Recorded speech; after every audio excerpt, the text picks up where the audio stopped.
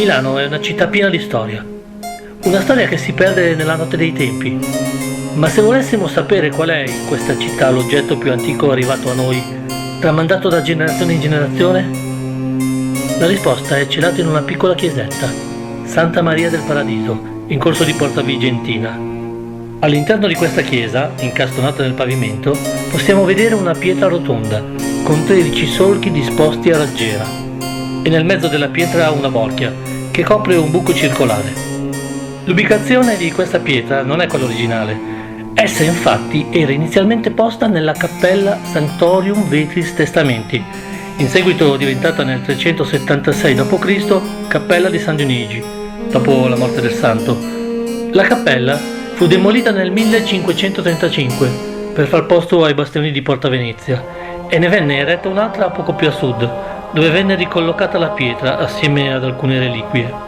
Oggi questa cappella non esiste più, ma resta la leggenda secondo cui la cappella di San Dionigi, o meglio, la cappella Sanctorium Vetris Testamenti, venne edificata attorno alla pietra tonda, dopo che San Barnaba, nel 52 d.C., la rese una reliquia cristiana e nel contempo cristianizzò la città di Milano. La leggenda narra infatti che San Barnaba, giunto in quella che una volta era un'area molto periferica di Milano, trovò delle persone in adorazione attorno ad una pietra.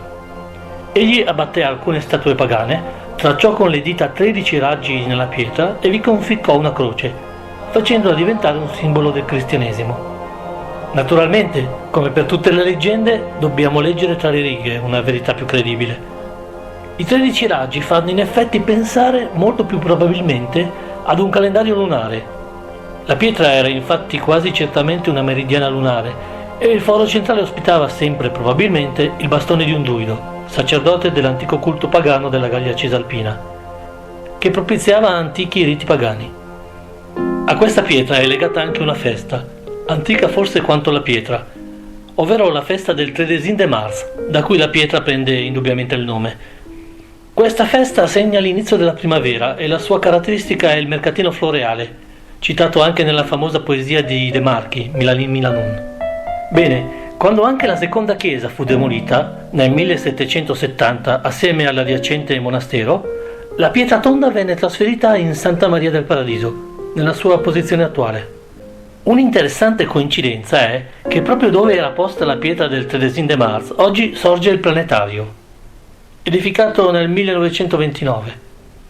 Non sappiamo se sia un caso o se sia stato posto volutamente in quel luogo, ma ove oltre 2000 anni fa vi era uno strumento per l'osservazione lunare, oggi un altro strumento celeste sostituisce l'antica pietra, mantenendo quasi, anche se in modo diverso, l'antico culto celeste pre-cristiano. Un altro fatto interessante è che durante alcuni scavi archeologici sommari da parte del professor Mario Mirabella Roberti, nell'area della statua di Luciano Manara, furono rivenuti resti di una struttura dell'epoca del 400-500 a.C., che farebbero pensare ad una cappella paleocristiana, ovvero la prima cappella, la Sanctorium Vetris Testamenti. E infine un'ultima curiosità. Nella cappella di San Dionigi vi era una vasca d'acqua che curava gli occhi. Potrebbe forse essere il laghetto che si trova proprio nell'area dove sorgeva la piccola cappella? Bene, per questa prima puntata della seconda serie di Milano Misteriosa è tutto. Nelle prossime puntate tratteremo altri argomenti misteriosi legati alla città meneghina. Ma per adesso, arrivederci alla prossima puntata.